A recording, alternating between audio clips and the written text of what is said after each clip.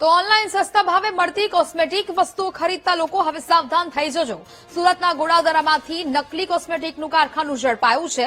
બ્રાન્ડના નામે નકલી કોસ્મેટિકનું ઉત્પાદન અહીંયા થતું હતું। નકલી પ્રોડક્ટ્સને ઓનલાઈન સસ્તા ભાવે આ શખ્સો વેચતા હતા। બ્રાન્ડેડ પ્રોડક્ટ્સ અડધી કિંમતે વેચતા શખ્સો ઝડપાયા છે। છેલ્લા 8 મહિનાથી ચાલતા કારખાના પર દરોડા પાડવામાં આવ્યા। પોલીસે હિતેશ કાતરિયા નામના શખ્સની અટકાયત કરી વધુ તપાસ હાથ ધરી છે। સંવાદદાતા ધ્રુવ ફોન લાઈન પર જોડાયા છે। ધ્રુવ, નકલી કોસ્મેટિક બનાવતી ફેક્ટરી ઝડપાઈ છે, શું વિગત? બિલકુલ, ખરેખર જો લોકો કંપનીના બેનર હેઠળ જે સારી કંપનીનું બેનર લઈને જે કોસ્મેટિક વસ્તુ ખરીદતા હશે તો પેલા એકવાર ચેતી જવું જરૂરી છે। કંપનીની વસ્તુ જો સસ્તામાં આપતા હોય તો એકવાર જરૂરથી તેની ચકાસણી કરવી આજે જરૂરી બની ગઈ છે।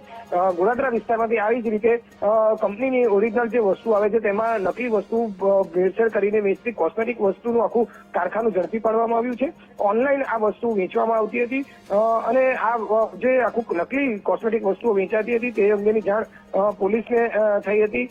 તો તેને લઈને પોલીસે જે ગોડાદરા પોલીસે ત્યાં તેને તપાસ હાથ ધરી હતી અને આ અંગે ફરિયાદ પણ પોલીસને મળી હતી।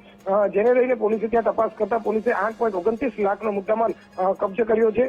મૂળ કિંમત કરતા અડધી કિંમતે આ વેચાણ કરવામાં આવતું હતું, જેમાં ઉચ્ચ કંપનીની સારી બ્રાન્ડેડ કંપની જે છે તેના નામની પ્રોડક્ટ જે છે તે નકલીમાં વેચવામાં આવતી હતી અને તેને સસ્તા ભાવે વેચવામાં આવતી હતી, જેને લઈને તેને આ અંગેની ફરિયાદ મળી હતી। 8 મહિનાથી આ પ્રકારે કારખાનું ચાલતું હતું અને પોલીસે હાલ હિતેશ કાતરિયા નામના બિલકુલ ધ્રુવ, જાણકારી બદલ આપનો આભાર।